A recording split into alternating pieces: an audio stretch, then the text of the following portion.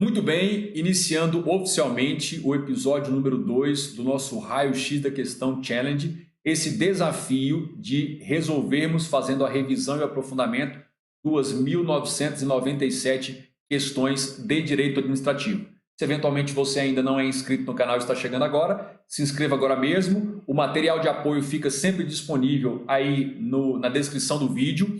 E mais um detalhe, sempre confira a descrição do vídeo, porque eu vou disponibilizar os meus cursos exclusivos sempre no link aí na descrição dos vídeos. Muito bem, vamos começar testando aí a nossa caneta mágica, tá aqui. Então, raio-x da questão, challenge, tá aí. O desafio, né, é o desafio das 2.997 questões, episódio número 2. Muito bem. Continuando a nossa sequência, vamos para a questão número 8. Questão número 8. A questão 8 diz o seguinte. Vamos lá. Olha o enunciado. O prefeito de um município gostaria de implementar espaço de coworking, compartilhamento de espaço e recursos de escritórios nas bibliotecas públicas em parceria com a sociedade civil e empresas. Para celebrar esse tipo de projeto, o prefeito deverá utilizar a seguinte espécie de ato administrativo. Então, para ele implementar essa sua ideia, esse seu projeto de implantar o cowork lá nas bibliotecas públicas, qual tipo de ato que ele vai utilizar? Então, aqui nós estamos diante de uma questão que trata das espécies de atos. Olha aí, olha. Espécies de atos. E aqui eu queria fazer uma pequena pausa para te dar uma dica de ouro como prometido. Qual é? Mantenha sempre um caderninho de rascunho ou material de rascunho do lado. Por quê? À medida que nós formos avançando nas questões, se alguma expressão, algum tema for novo para você, ou você não estiver compreendendo muito bem depois das minhas explicações, ou não estiver se lembrando, anota do lado. Eu sugiro até que você transforme esse tema numa pergunta. Então, por exemplo, você leu aqui, ordinatório, ato ordinatório. Não está lembrando? Você coloca assim do lado. O que é o ato ordinatório e suas características? Para quê? Para que esta aula seja o norte de uma revisão de algum tema que não ficou muito bem esclarecido aqui, eventualmente, e que você não esteja lembrando ou que ainda não estudou. Então, faça isso para tirar o maior proveito possível. Continuando. Então, que tipo de ato ele vai utilizar para isso?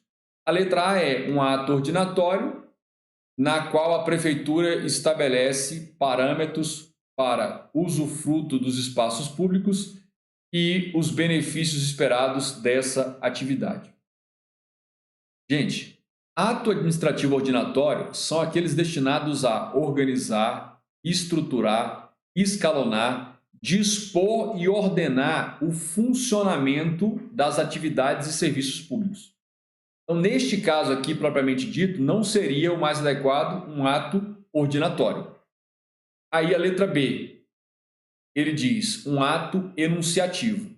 Lembrando que ato enunciativo é sempre sem conteúdo decisório. Ato enunciativo são aqueles que têm uma parte inicial relatando, descrevendo uma situação, depois ele emite um juízo técnico de valor. É o caso dos pareceres, relatórios técnicos, notas técnicas. Não é o caso. Então ele diz ato enunciativo, em que as partes envolvidas definem seus papéis, responsabilidades, direitos e deveres num determinado período de tempo. Para começo de conversa, o ato enunciativo não se presta a isso, a estabelecer obrigações recíprocas. Então já fica bem claro isso aí. Letra C, ele diz um ato de império. É aquele ato em que a administração está exercendo a sua supremacia e impondo uma obrigação, um dever ao destinatário desse ato. Então não vai ser o caso também, no qual as regras, procedimentos e normas são estabelecidos pelo poder público, independentemente do agente privado envolvido. Bom, a letra D, ele traz um ato negocial. Ato negocial é sempre um ato administrativo unilateral, mas que o efeito imediato desse ato concilia-se, atende ao interesse do destinatário. Então, vamos fazer uma pequena pausa, vamos voltar aqui no enunciado. O enunciado diz: o prefeito de um município gostaria de implementar espaços de coworking, compartilhamento de espaços de recursos de escritório nas bibliotecas públicas em parceria com a sociedade civil e empresas. Para celebrar esse tipo de projeto, o prefeito deverá utilizar o quê? Ele vai usar um ato negocial no qual se faz a declaração de vontade do poder público coincidente com a permissão do particular. Muito provavelmente ele vai fazer ou uma permissão de uso ou uma autorização de uso para que uma determinada empresa particular coloque lá os equipamentos de escritório, computadores, acesso à internet, e aí ela receba a oportunidade de montar ali um café, uma lanchonete, para poder ter algum tipo de lucro com essa operação. De um lado, o particular vai ter o seu interesse empresarial atendido e, de outro lado, a população vai ter o interesse atendido, porque ali vão ter mesas de estudos, vão ter pontos de acesso à internet, Wi-Fi, então, ou computadores para serem utilizados, cadeiras de escritório, material de escritório e tudo mais. Então, a opção aqui é a letra A. Sempre que a intenção da administração é a prática de um ato em que o efeito deste ato, além de realizar o interesse público, que é a finalidade pública, é o primordial, também vai atender a um interesse privado de algum ou alguns particulares, nós estaremos diante de um ato negocial. E a letra E, conjunto em que se estabelece parâmetros em comum, acordo, e que atenda às demandas entre o agente público e privados envolvidos. Não existe esse ato de conjunto aqui, ele inventou, o examinador inventou isso aqui. Então, essa questão exigia de você o quê? Algo que nós inclusive temos aí no nosso canal, que é o tema espécies de atos administrativos. Tem os atos normativos, atos ordinatórios, atos enunciativos, negociais e punitivos. Aqui no caso, a resposta seria um ato negocial. Então, eis aí um tema para você revisar se você não estiver se lembrando muito bem. Questão número 9 agora. Questão 9.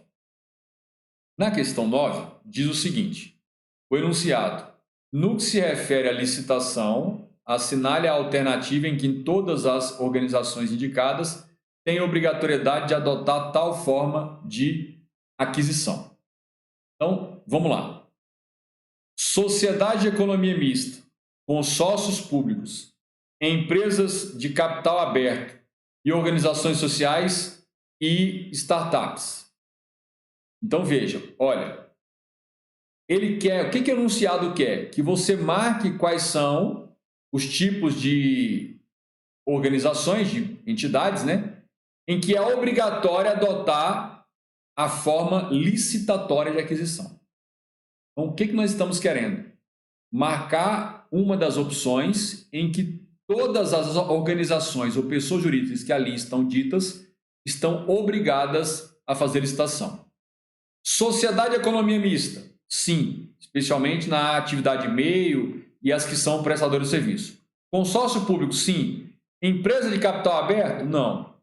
Não é uma entidade pública. Organizações sociais, sim, mas não seguindo a 8666. Startups públicas, não. Letra B. A letra B diz: órgão da administração pública direta e indireta. A rigor não tem órgão na administração direta. Sociedade de economia mista. Híbridas, não existem as híbridas. E fundos de investimentos privados. Fundo de investimento privado também não. Então, essa opção B não pode ser, por quê? Porque essas tais híbridas e esses fundos de investimento privados, eles não têm que seguir a obrigatoriedade de licitação. Letra C. A letra C diz o seguinte: órgãos da administração pública direta e indireta.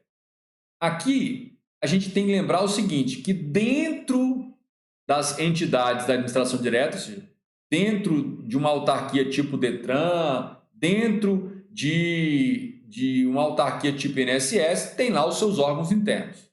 Então, não estaria de todo errado. As autarquias, as fundações públicas e organizações da sociedade civil de interesse público. Elas também devem licitar, mas vão seguir um regulamento próprio de licitação. Então, o nosso gabarito é a letra C. Mas vamos confirmar o gabarito. Letra D. Autarquias, sim. Fundações públicas, sim. Empresas públicas, sim. Consórcios públicos e privados, não. Fundos previdenciários, sim. O erro está aqui, olha. O erro está aqui. Os chamados consórcios privados. Letra E. Prefeitura, sim. Governo estadual, sim. Federal, sim. Fundos patrimoniais, que não existe na estrutura do poder público. Autarquias, fundações, organizações híbridas, também não existe. E as organizações da sociedade civil, sim. Então, o gabarito realmente é a letra C. O que ele quis de você? Ele quis que você analisasse o artigo 1º da Lei 8666/93, incluindo uma jurisprudência do STF com o STJ. Porque a jurisprudência do STF e do STJ consagrou a obrigatoriedade de licitação para as organizações da sociedade civil, de interesse público, ou organizações sociais, mas só que elas seguem um regulamento próprio de licitação, mas estão obrigadas a licitar. E todos os demais entes públicos de qualquer espécie obrigados a licitar estão no artigo 1º da 8666.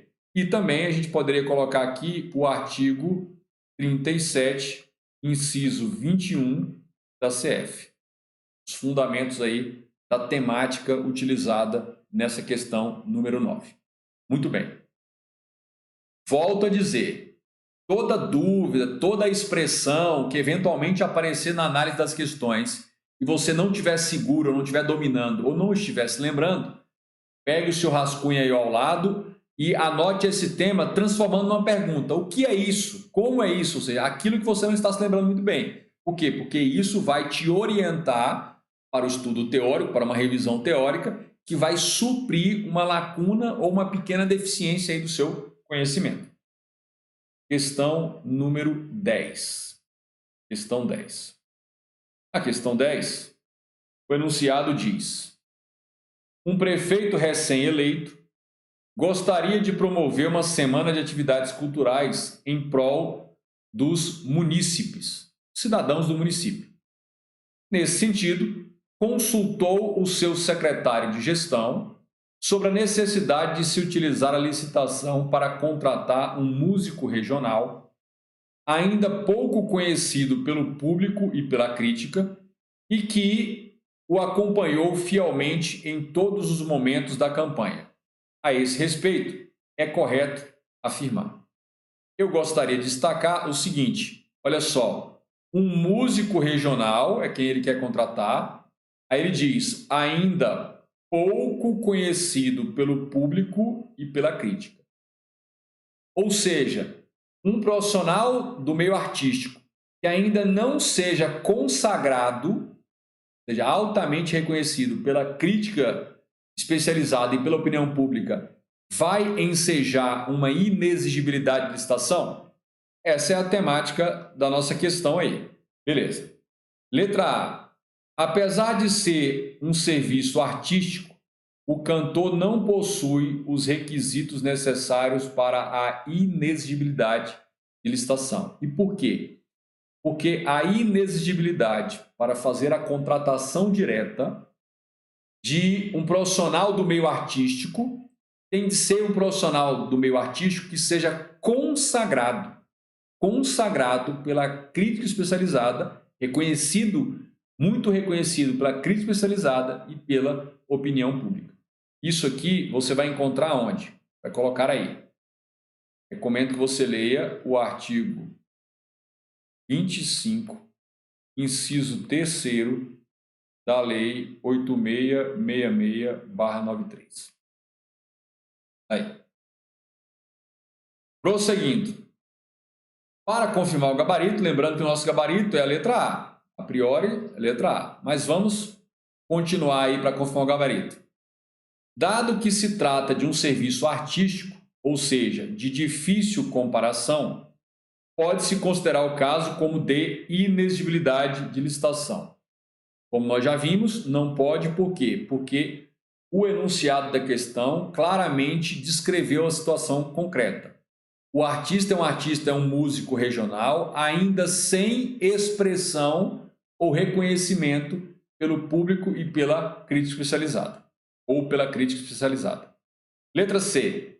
As informações sobre o evento são insuficientes para analisar a necessidade ou não de licitação. Não são insuficientes. O enunciado deixou claro que se trata de um músico regional que ainda não é consagrado, não é muito reconhecido pela crítica especializada ou pela opinião pública.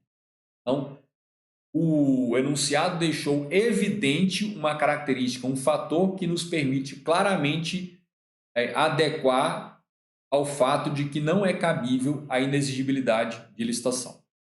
A letra D, a proximidade e a lealdade desse músico junto ao prefeito são fatores suficientes para a dispensa de licitação pelo Poder Executivo. Não, claro que não. Isso até seria uma violação aos princípios da impessoalidade e da moralidade.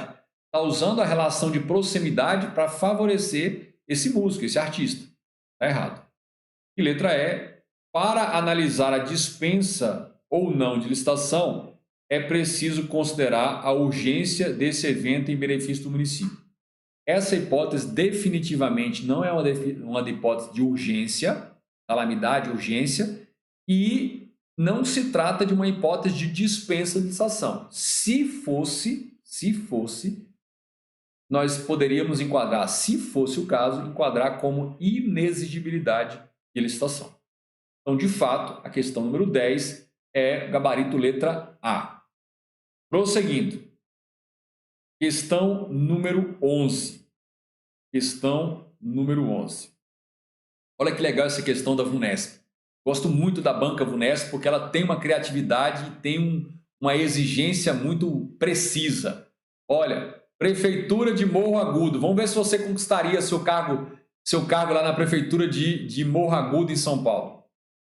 Um grupo de cidadãos ficou indignado ao ver a seguinte faixa na inauguração de conjunto habitacional. Então, a municipalidade iria inaugurar um conjunto habitacional. E aí tinha a seguinte faixa. A faixa dizia: a cidade de Povoado agradece ao vereador Zé do bairro pelas casas entregues. E aí, o que vocês me dizem? Beleza. Vamos lá. Aí, continuando essa questão, ainda nessa questão. De fato, tal comunicação fere um princípio constitucional da administração pública, conhecido como princípio da moralidade, legalidade, publicidade, eficiência ou impessoalidade. Impessoalidade. Ou seja, aquele vereador está fazendo uma publicidade para se autopromover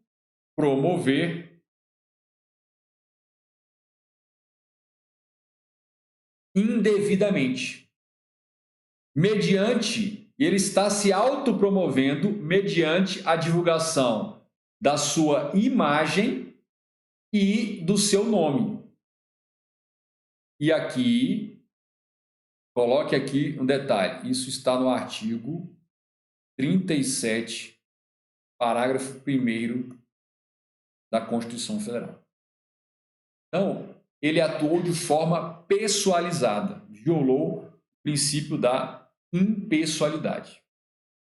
Todas as vezes que se faz uma publicidade e se desvia a publicidade para se autopromover indevidamente, a violação é ao princípio da impessoalidade e não da publicidade.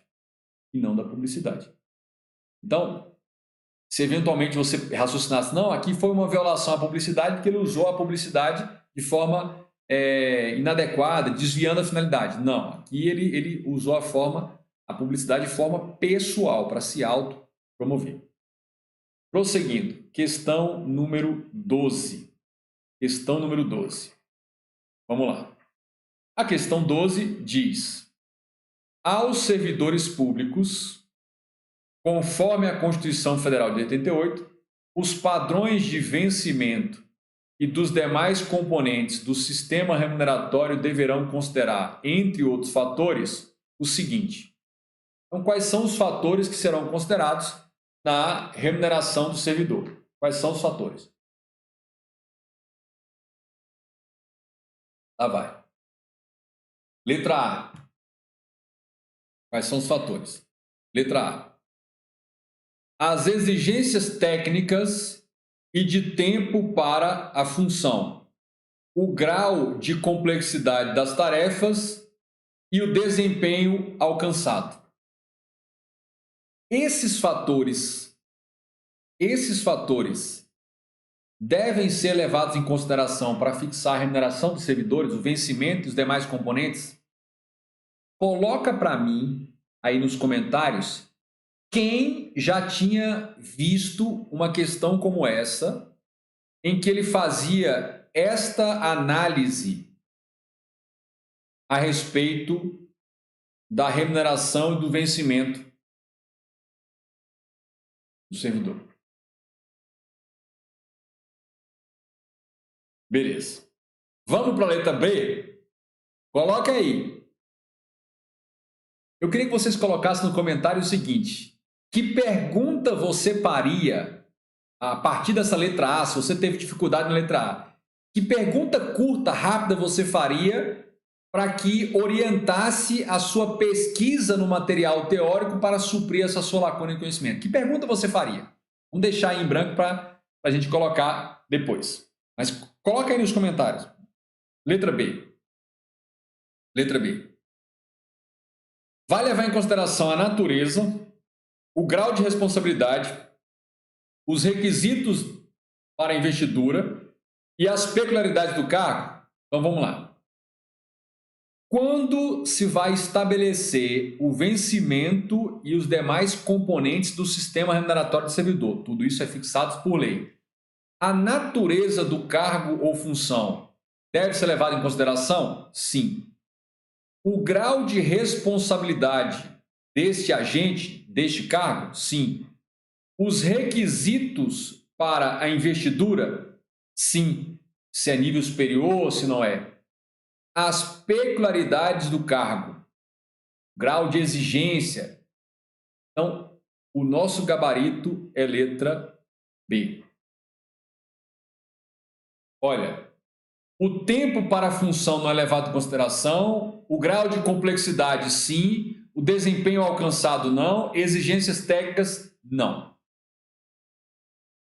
Então, eu tenho certeza que essa é uma daquelas questões que te fez fazer uma pequena anotação e você vai dar uma incrementada tanto no seu estudo e revisão teórica como no seu material de revisão. Tenho certeza que nós já ganhamos a aula de hoje com essa questão que traz essa temática. Por quê? Porque se isso aparecer numa questão e ela aparece em outra, a gente tem que se preparar. Volta e meia, um examinador até de uma outra banca dá um Ctrl+C, Ctrl+Z, faz uma paráfrase disso aí e cobra essa temática numa prova. Letra C, prosseguindo. O nível de senioridade do cargo. Senioridade. Idade, não, nada a ver. O grau de exigência técnica e complexidade das tarefas. Isso aqui até sim. As atribuições referentes à função. O que está errado é esse nível de senioridade do cargo. Está fora. A complexidade e o grau de exigência da função, sim. Posicionamento vis-à-vis das demais carreiras do setor público. Não, não existe esse posicionamento vis-à-vis. Vis-à-vis seria a equiparação. Não. E letra E, a compatibilidade entre o cargo, função e tarefas, as exigências inerentes à função e ao cargo ocupado e os resultados alcançados. Compatibilidade entre cargo não tem nada a ver e funções e tarefas, nada a ver isso para fixar, não são critérios que são preponderantes. Beleza. Olha, Prefeitura de Morro Agudo, auditor de controle interno. Coloca nos comentários quem eventualmente nutria um sentimento preconceituoso de que concurso de prefeitura é facinho, as bancas aliviam, são todas bancas xing-ling. Coloca aí nos comentários as impressões que vocês estão tendo sobre uma questão essa de concurso de município. E não é município de capital, não estou falando de município grande. Morro Agudo, não sei nem o que é isso. Beleza, alguém dá um Google aí e vê quantos habitantes tem Morro Agudo. Beleza. Pronto. Prosseguindo. Questão número 13. Questão número 13. Bom, lá vai. Enunciado. É caso de ato administrativo eivado de nulidade relativa e que, portanto, permite convalidação. Então, ele quer que você marque uma das opções abaixo que contém uma hipótese de ato com nulidade relativa, ou seja, nulidade que pode ser convalidada e, portanto, admite convalidação. Então, vamos lá. Ato de remoção de servidor para lotação de difícil acesso praticado com a finalidade de prejudicá-lo. Gente, qual é o vício deste ato da letra A? É o desvio de finalidade.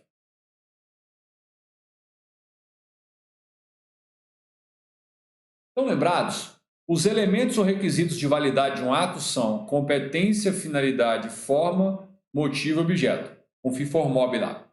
Beleza. O que eu pergunto é desvio de finalidade. Desvio de finalidade acarreta ou não uma nulidade absoluta relativa? O que é? Gente, vício de finalidade, de motivo e de objeto são vícios insanáveis.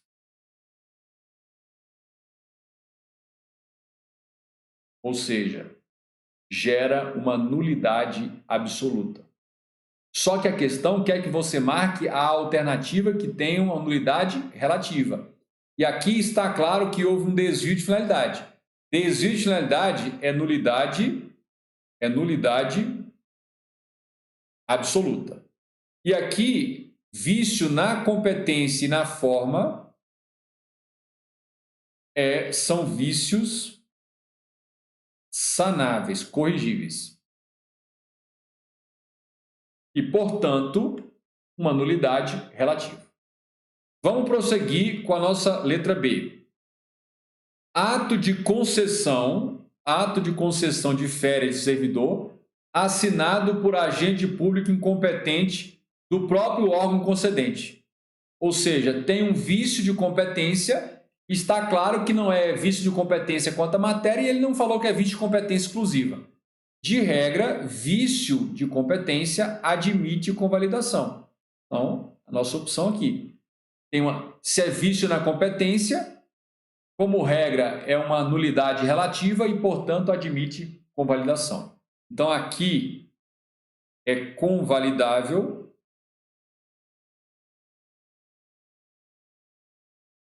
e aqui é não convalidável.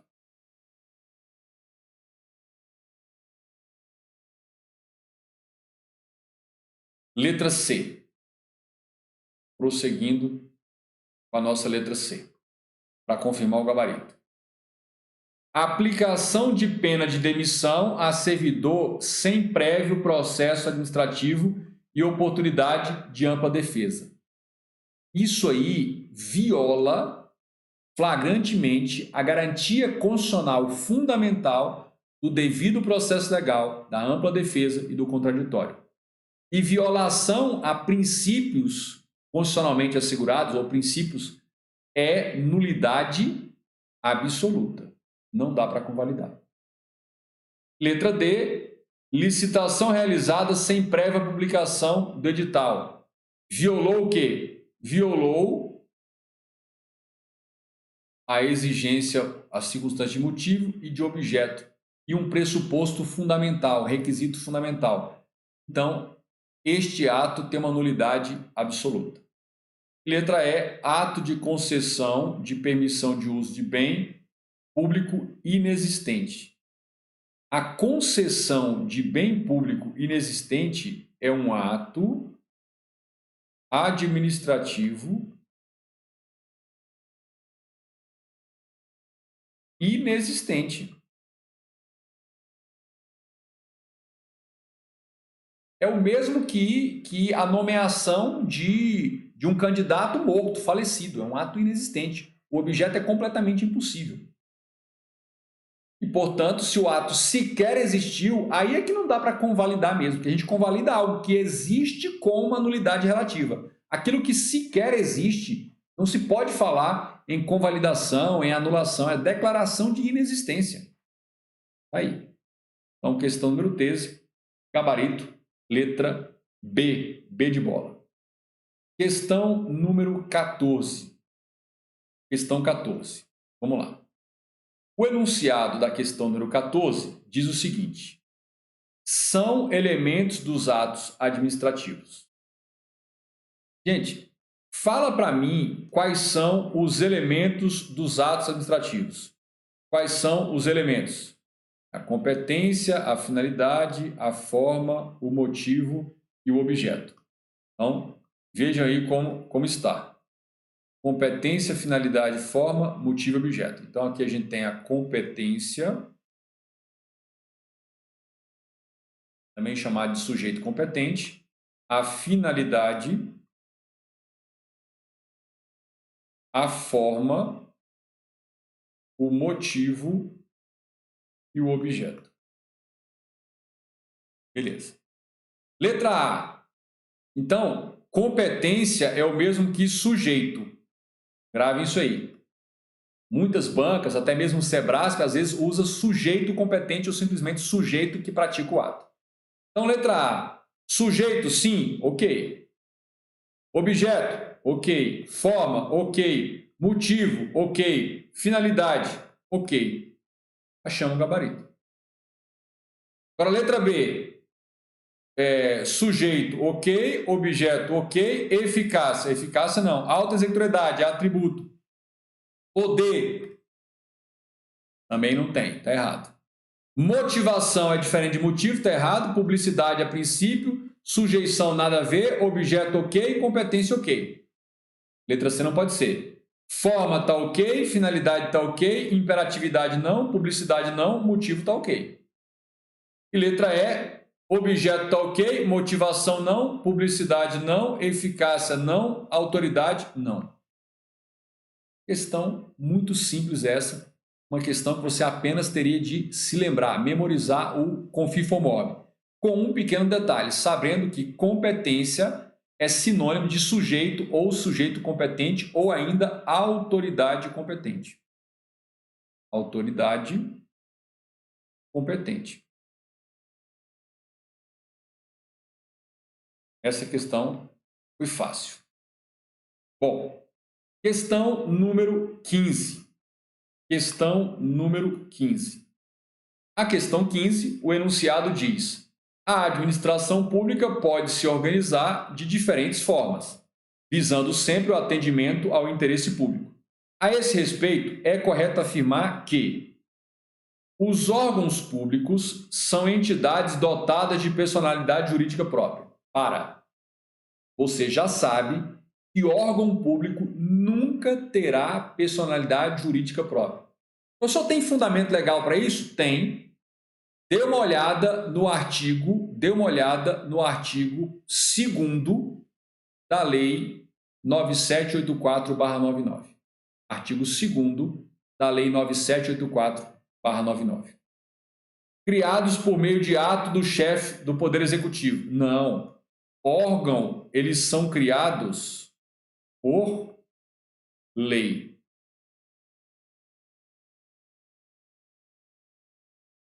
Salvo o que está no artigo 84, inciso 6º, letra A da CF de 88.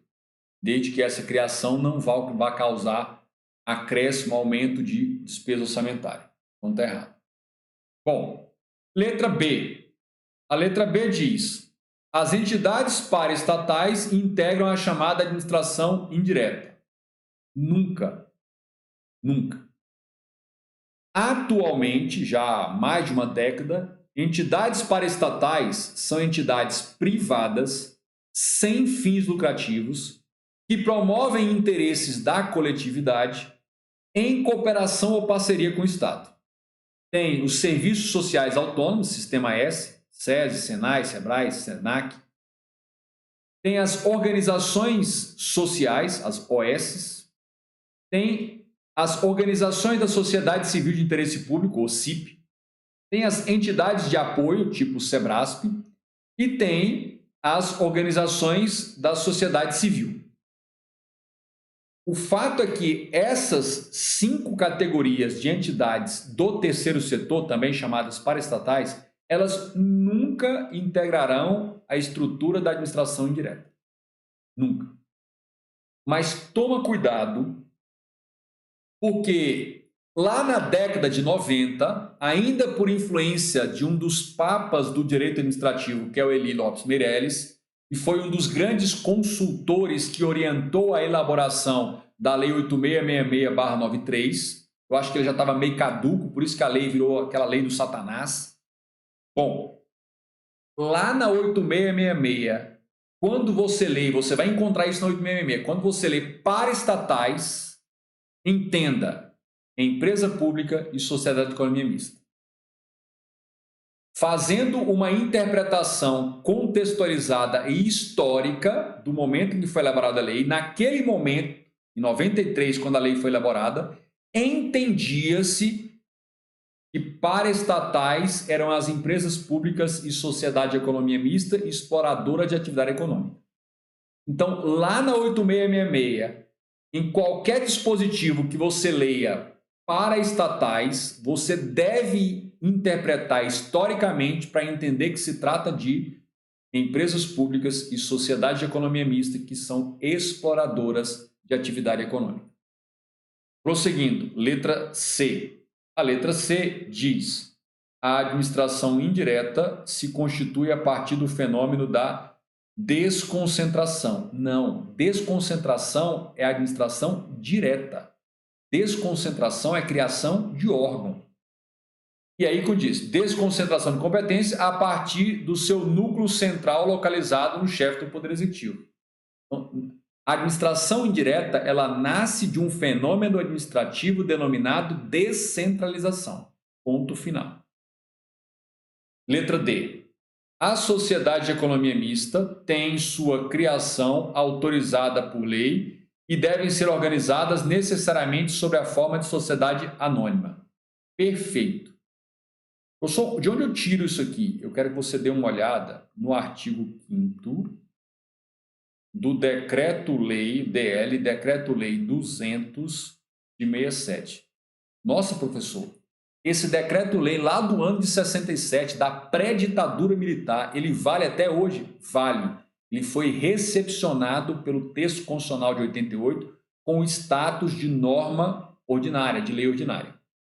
E lá vai ter essa conceituação precisa de sociedade de economia mista. Então, nosso gabarito, letra D. Para confirmar o gabarito, letra E. As empresas públicas são entidades paraestatais. Nós sabemos que não. Salvo se você estiver lendo um dispositivo da Lei 8666/93. Aí lá tem esse significado pelo contexto histórico de 93. E integram o orçamento fiscal no ente que as instituir. Essa última parte que integra o orçamento fiscal, sim. Mas que elas são paraestatais? Não. Isso está errado. Isso está definitivamente errado. Beni diz que Morro Agudo tem 33 mil habitantes. Vocês viram a pedreira que foi a prova do concurso. Tem outras questões, pedreira mesmo. Muito bem. Tire está aí, Luiz Liberato está... Bom, o meu compromisso é de não fazer esses episódios aqui, porque na verdade nós vamos fazer muitos episódios. meu compromisso é de não fazer episódios com mais de 30, 40 minutos. Então, estamos chegando ao final. Eu quero que você coloque aí nos comentários quais foram as perguntas que você fez porque teve alguma dificuldade. Às vezes, vamos fazer um compartilhamento de perguntas. Às vezes, aquilo que te chamou a atenção, que você não está lembrando muito bem, você fez uma pergunta, essa pergunta pode ajudar o colega. E aqui estamos todos juntos, não é assim? Beleza. Como diria lá o Zig Ziglar, né? Você vai conseguir tudo o que você quiser sempre que você ajudar o suficiente o outro. Tenha certeza de que você vai conseguir o que você quer inevitavelmente. Então, coloca aí nos comentários quais foram as principais perguntas que você fez para direcionar o seu estudo na revisão a partir desta aula de hoje, para a gente ver se tem alguma pergunta em comum, tem alguma coisa, se tem um calcanhar de Aquiles para todo mundo igual, coloca aí. E aí você pode acabar também ajudando os outros. Coloquem aí nos comentários para ajudar aí, para eu ter uma noção de como é que tá. Muito bem. Sempre lembrando, episódios aqui desse nosso raio-x da questão challenge, o desafio de resolver 2.997 questões de direito administrativo. As aulas são sempre de segunda a quinta-feira às 21h05. Acesse sempre a descrição do vídeo, é o box com a descrição do vídeo, porque lá vai ter os links dos cursos exclusivos que eu estou disponibilizando, se eventualmente você conhecer alguém. E assistam às aulas, recomendem aí para os amigos, que eu não sei por quanto tempo vou deixá-las disponíveis. Aos poucos eu vou tirando, para não ficar um tumulto lá no meu canal, eu vou tirando algumas, vou colocando na playlist e tal, fique tranquilo. Beleza. Babiloné diz assim, quais os parâmetros que a CF estabelece para a fixação dos vencimentos dos servidores públicos?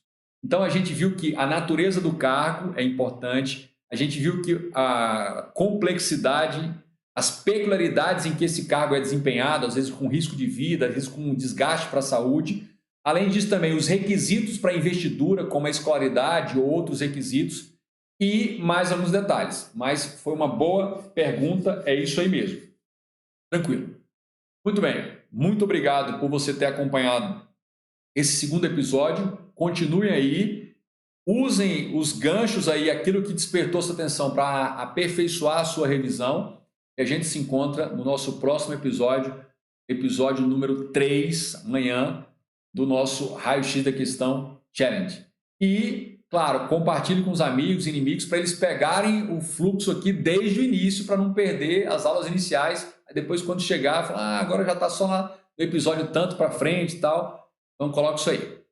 Seja como for, boa noite a todos, muito obrigado, bons estudos para quem ainda for estudar. E atenção, revisem aquilo que despertou a sua atenção na aula de hoje. Tchau, tchau.